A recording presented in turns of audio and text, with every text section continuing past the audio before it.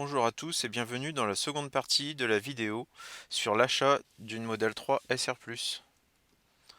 Donc dans cette seconde partie, on va supposer que vous avez passé commande en ligne de votre Model 3 et je vais vous détailler les étapes suivantes. Donc déjà, ce qu'il faut savoir, c'est qu'en commandant une Tesla, vous n'allez pas être harcelé par les commerciaux pour vous vendre des options ou autre, hein. Ça c'est sûr, la commande se fait en ligne et ensuite c'est presque silence radio. Il faut le savoir avant de commander chez Tesla. Si vous êtes habitué à des grandes marques telles que BMW ou autres, euh, ça fait un choc. Avec Tesla, on est plutôt sur une commande type Amazon, avec le suivi de colis en moins. Donc ce que vous pouvez faire pendant cette attente, c'est par exemple déjà vous renseigner au niveau des assurances. Personnellement, j'ai choisi LeoCare. C'est une assurance 100% en ligne et derrière, ils m'ont associé avec un contrat de chez Generali. Je suis sur un tarif de 51 euros mensuel pour tout risque avec les garanties que je souhaitais. Parmi ces garanties, je voulais une valeur du véhicule à neuf pendant 3 ans. Également, un point qui me chagrinait un petit peu par rapport aux autres assurances que j'ai contactées, c'était le fait que le toit panoramique n'était pas pris en brise-glace en cas de souci. Donc la plupart des autres assurances, le toit panoramique, et comme c'est pas un ouvrant, ils le font passer comme un élément de carrosserie. Donc là, au niveau des franchises, c'est plus la même chose. Il y a aussi un risque pour votre bonus. Et de mon côté, de toute façon, j'étais obligé de changer d'assureur puisque mon assureur actuel ne souhaitait pas assurer la marque Tesla en particulier, qui est quelquefois vue par certains assureurs traditionnels comme une voiture de prestige. Donc côté tarif, si vous voulez avoir un avis, je pense qu'un tarif correct, c'est entre 500 et 650 euros annuels. Donc si c'est beaucoup plus, il faut vous poser des questions ou alors ce sont des garanties vraiment excellentes. De mon côté, j'ai étudié le dossier plusieurs jours pour vraiment bénéficier du meilleur tarif avec la meilleure garantie.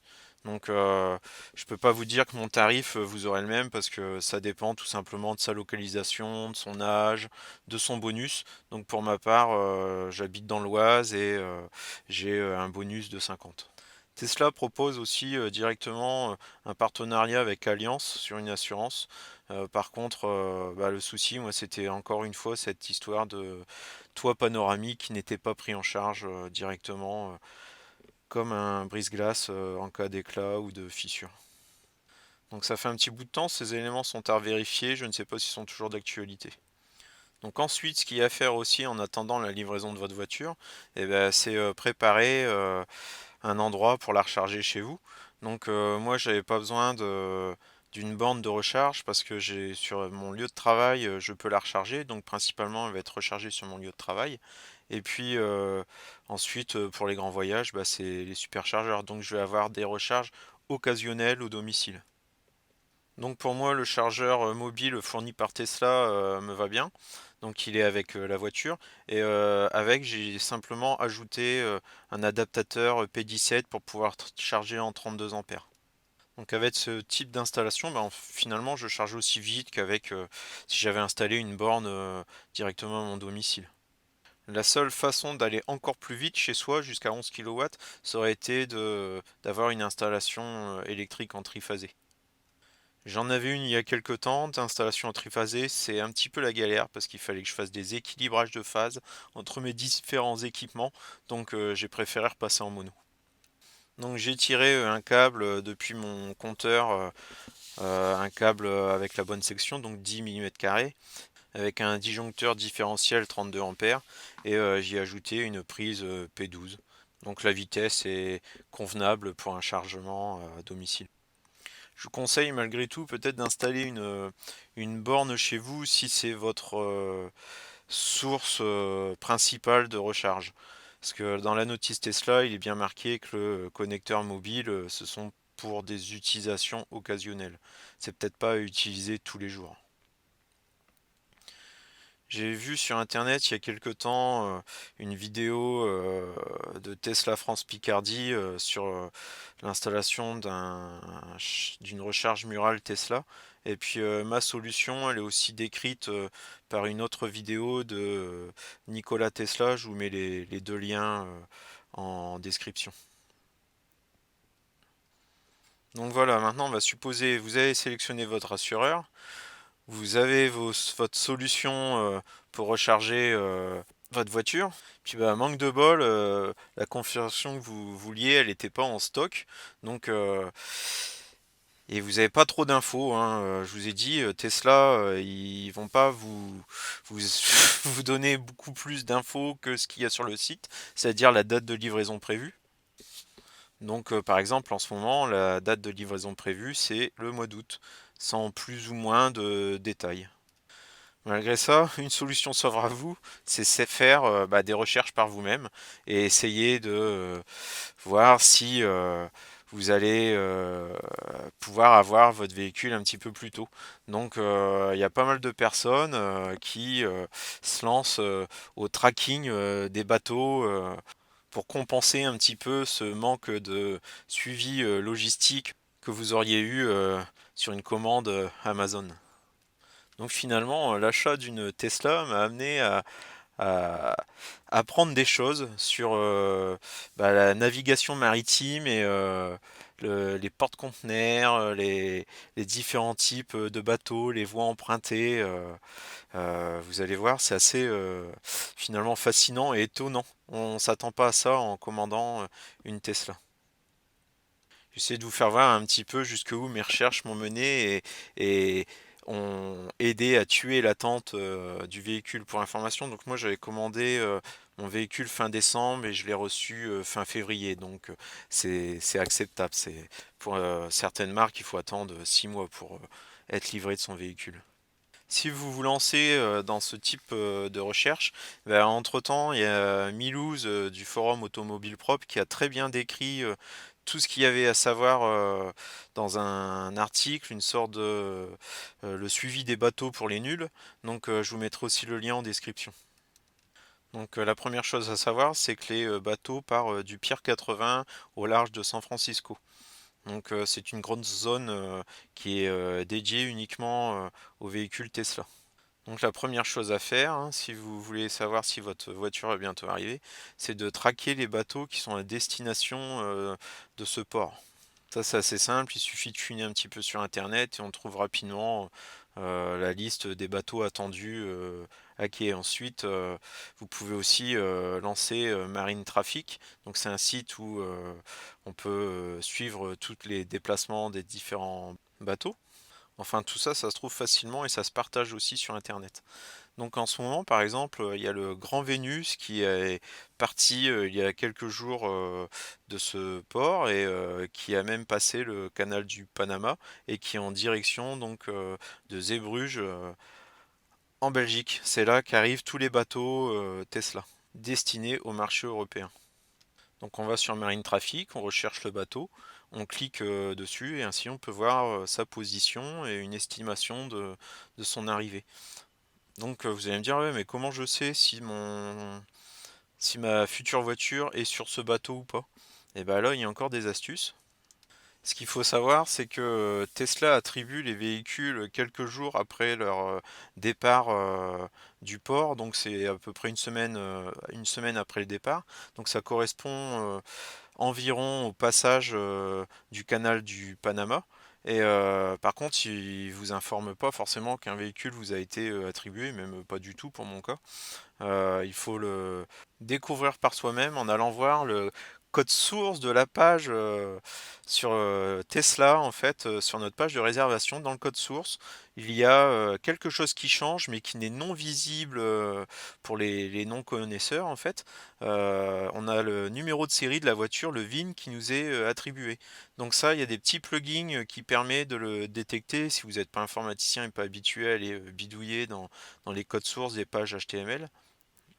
Donc vous pouvez télécharger un plugin qui s'appelle Tesla VinFinder et l'ajouter à votre navigateur Google Chrome. Et si une voiture vous a été attribuée, dans ce cas, vous aurez une alerte lorsque vous allez sur la page de votre réservation Tesla. Ainsi, vous pourrez prédire avec plus d'exactitude votre date de livraison. Généralement, une fois que le bateau est arrivé en Belgique, il s'écoule une semaine et demie à 2 semaines pour que vous en ayez possession. Donc voilà comment je me suis retrouvé à regarder régulièrement, tous les jours, bah, déjà ma page de réservation Tesla pour voir si une, euh, un véhicule m'était attribué. Donc ça, on le surveille encore d'autant plus lorsqu'il y a des bateaux en approche du canal du Panama. Et puis ensuite, lorsqu'on a deviné dans quel bateau était notre véhicule, bah, régulièrement on check aussi le bateau si il avance bien, mais bon, lorsqu'on regarde ça avancer centimètre par centimètre sur une carte, on a l'impression qu'un bateau, ça n'avance pas vite. Mais ce qu'il faut savoir, c'est qu'un bateau, ça n'avance pas vite, mais ça ne s'arrête jamais. Donc au final, on y arrive, on y arrive. Ça permet malheureusement aussi de comprendre qu'il y a énormément de trafic maritime. Le nombre de bateaux, vous avez vu juste avant hein, sur la carte, c'est juste affolant. C'est comme le nombre d'avions dans le ciel, bon peut-être beaucoup moins en ce moment, et le nombre de satellites qu'on a au-dessus de la tête. L'homme et l'environnement, c'est flippant. Et pourtant, on y participe. Je vais faire voir quelques images du port de Zeebrugge, hein, là où les modèles de 3, enfin toutes les Tesla arrivent en Europe. Bah, à chaque fois qu'on zoome avec Google Earth, et ben, il y a des véhicules partout, partout, partout, partout. Je sais pas combien il peut y avoir de véhicules là-dedans, mais c'est énorme. C'est énorme. Je pense que c'est la plateforme principale pour toute l'Europe. Lorsque j'avais pris la mienne, le bateau s'est arrêté juste à la place bah, de celui-ci, là tout au bout. Et ils avaient déchargé. Puis sur Twitter, j'avais récupéré des photos du déchargement. Donc c'est pareil, en cherchant un petit peu bah, sur Twitter avec les mots-clés qu'il faut avec le nom du bateau, etc. Il y a toujours un employé ou autre qui prend quelques photos des bateaux qui arrivent. Donc là, effectivement, c'est vraiment une zone immense. Hein. Bon, bien sûr, il y a aussi de l'importation et de l'exportation, c'est dans les deux sens. Heureusement qu'on exporte, mais la- c'est immense, immense, immense. Par curiosité, je vais aller voir combien il y a de véhicules qui peuvent être stationnés ici, mais c'est waouh!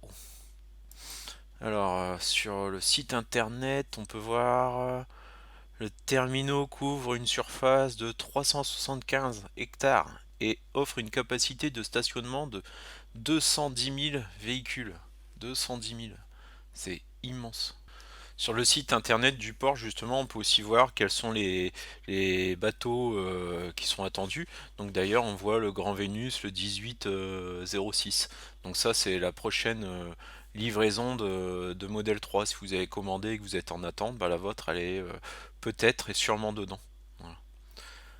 Ensuite, pendant mes recherches, j'avais aussi trouvé un site bah, pour voir des vues satellites de la zone du Pier 80. Donc ça permet de savoir si... bon, les images sont très floues. Les images sont prises avec le satellite Sentinel-2, mais du coup ça permet quand même de voir si le port est plein ou vide. Parce que lorsque la zone commence à être bien remplie, ça veut dire qu'un bateau est en approche et va bientôt charger euh, les voitures. Donc quelques images aussi que j'avais récupérées à l'époque où je traquais les voitures, les livraisons. Et donc, bah, en cherchant un petit peu, effectivement, on peut trouver des photos de l'intérieur des bateaux hein, prises par les employés ou des gens qui chargent les véhicules. Donc, dans ma traque aussi de ma future livraison, il y a des gens qui surveillent aussi les webcams aux abords des écluses et qui arrivent à en faire des petites animations euh, type petite vidéo. Donc on voit le bateau qui passe l'écluse du Panama, donc des webcams. Il y en a quelques-unes en chemin, donc au niveau du pont de San Francisco, au niveau bah, du canal de Panama, et puis à l'arrivée aussi à Zeebrugge. Donc ça, c'est des choses aussi, si vous êtes à fond dans l'attente et que vous en pouvez plus, vous pouvez essayer de trouver quelques webcams. Donc je vais vous faire rapidement un petit résumé de ce qu'il y a à faire pendant cette attente. Bah, chercher l'assurance de votre future voiture. Donc un bon tarif, c'est entre 500 et 600 euros. Euh, si vous avez un bonus 50 et que la voiture ne dort pas, enfin qu'elle est à l'abri, je pense, clôturée dans un, ça influe aussi beaucoup. Mes points d'attention là-dessus, c'était surtout votre niveau de franchise, la valeur à neuf, le toit panoramique qui est pris en brise-glace, puis bien sûr ensuite les dommages corporels, etc. Ça c'est évident. Hein. Vous devez aussi certainement finaliser le financement de votre véhicule si vous n'êtes pas passé par la LOA Tesla. Donc là, il y a peut-être aussi un ancien véhicule à vendre, donc ça c'est toujours un petit peu de boulot et il faut être sûr que tout se passe bien, sous peine de devoir annuler la commande. Si vous êtes par contre dans le cas où vous attendez un véhicule, c'est possible aussi que d'un seul coup il y en ait un qui se libère parce qu'une personne a dû annuler une livraison. Voilà. Euh, Ensuite, on a toujours des aménagements du garage ou autre à faire si le véhicule est plus imposant que l'ancien. Il y a peut-être des aménagements à faire côté terrain et garage. Il y a aussi l'installation donc de la prise ou borne de recharge. Ensuite, si vous savez pas quoi faire, vous pouvez toujours acheter quelques accessoires. Ça, bon il y a pas mal de vidéos sur YouTube qui traînent avec pas mal de petites accessoires type un aileron, les cache-écrous. L'indispensable, c'est le tapis de sol parce que dans la modèle 3, du moins la SR+, il y en a pas. Ensuite, bon, vous pouvez même aller plus loin en achetant des vérins électriques pour l'ouverture automatique de coffre ou ce genre de choses. Euh, Ensuite, on vient de voir le suivi des bateaux. Bon, ça c'est à votre guise et si effectivement votre voiture n'était pas en stock. Euh, Après, regardez peut-être ce que vous êtes en train de faire, hein, simplement regardez des vidéos YouTube et aussi surtout voilà des vidéos YouTube. Recherchez aussi ceux qui vraiment décrivent comment prendre en main le véhicule parce que mine de rien. Chez Tesla, ils vont pas vous accorder beaucoup de temps. Ensuite, ça dépend de quel endroit. Je sais que Bordeaux ou Lyon, ça a l'air d'être un petit peu plus sympa. Par contre, du côté région parisienne, c'est vraiment des livraisons à la va-vite. On vous donne les clés et débrouillez-vous. Donc, bien sûr, ils sont là pour répondre à des questions si vous en avez. Mais quelques jours avant, d'ailleurs, ils vous envoient des liens avec des tutoriels pour apprendre à prendre en main le véhicule. Ils vont pas passer de temps à vous expliquer comment on passe la marche avant, la marche arrière, qu'on associe sa carte, son téléphone. En gros, enfin moi j'ai eu une livraison. Voilà votre véhicule, elle est dans la cour. Voici la carte. Si vous avez un souci, vous revenez nous voir. C'est vraiment de la livraison à la va-vite. Et donc pendant tout le process entre la commande et la livraison, on m'a appelé deux fois. Une fois, il me semble, une dizaine de jours après que j'ai passé commande sur internet pour me dire, en gros, félicitations, pour l'instant, il n'y a pas de date de livraison prévue. On- je vous rappelle d'ici un mois ou deux. Et puis un mois ou deux après, on m'a rappelé pour me demander de faire le virement pour régler le solde et puis les papiers pour faire la carte grise. Voilà, c'est tout. Et puis juste avant la livraison, il me semble 3 4 jours avant la date de livraison, j'ai reçu la carte grise. Et quelques temps avant, une semaine ou deux avant, j'ai reçu aussi un lien SMS où on me demandait de cliquer sur un lien pour prendre rendez-vous. Donc même la prise de rendez-vous, finalement, c'était un SMS avec un lien, avec trois possibilités de date et choisir sa date. Mais c'est tout, hein. Pas vraiment de contact avec les commerciaux de chez Tesla. Ça, il faut s'y attendre. Il faut être bien au courant de ça avant de passer commande parce que si c'est pas votre style, si ça vous convient pas, n'allez pas chez Tesla parce que là, vous aurez pas un commerce, enfin, quelqu'un attitré qui s'occupe de votre dossier, voilà, et que vous pourrez appeler régulièrement si vous avez des questions. Donc par contre, ça peut faire peur, mais l'étape ensuite, une fois que vous avez votre véhicule, le SAV c'est simple, c'est dans l'application, vous pouvez prendre rendez-vous en 2 clics. Et puis même si vous avez un centre Tesla qui est éloigné de chez vous, il y a aussi les rangers qui peuvent se déplacer jusqu'à votre domicile pour effectuer les petites réparations. Donc ça c'est quelque chose que les autres marques ne font pas. et il n'y a pas non plus d'entretien annuel à fréquence, enfin tous les ans. Donc ça c'est quand même un bon point. Tous les ans vous n'êtes pas obligé d'y aller pour faire une révision constructeur. Donc il est conseillé simplement au bout de 4 ans de faire le remplacement du liquide de refroidissement de la batterie. Donc niveau entretien, c'est très light. Et de ce que on peut voir, c'est que la voiture est très fiable et il n'y a pas vraiment enfin il n'y a pas de rappel, il n'y a pas de panne récurrente. Donc c'est vraiment faute à pas de chance. Il y a très peu de voitures qui tombent en panne. Donc eh ben, je vous remercie d'avoir regardé la deuxième partie. Si vous avez passé commande ou que vous êtes dans l'attente enfin, en attente de livraison ou que vous allez franchir le cap, eh ben, félicitations. C'est sûrement la dernière ligne droite, donc une petite attente, mais en ce moment il y en a en stock, il me semble, hein. Il y en a plusieurs et ensuite, une fois en main, ce n'est que du bonheur. Il y a vraiment un avant et un après. Et bah, le après, mon souci, moi maintenant, c'est que je pourrais plus, je pense, retourner sur une voiture d'une autre génération. Enfin, je pourrais plus repasser en thermique, clairement, quoi. Euh, ça change sa vision des choses. Même si je suis un bagnolard, hein, j'aime les voitures thermiques et électriques. J'adore les moteurs, et pourtant, bah voilà quoi, je suis rangé du côté des voitures silencieuses qui font pas de bruit. Et mon envie d'avoir une Porsche un peu plus tard, bah, elle m'est passée. J'en ai plus besoin, j'ai plus ce besoin d'avoir la voiture de sport que je rêvais étant gosse. Le tout maintenant, ça va être déjà de faire quelques petites économies pour bah, essayer de la changer dans 5 ans et repartir sur une modèle 3 ou un autre modèle, mais en tout cas équivalent ou mieux de la même marque. Merci d'avoir regardé la vidéo jusqu'au bout, je pense pas que ce soit le cas pour tout le monde. 22 minutes, de plus en plus long, faut que je fasse attention. Allez, merci, au revoir.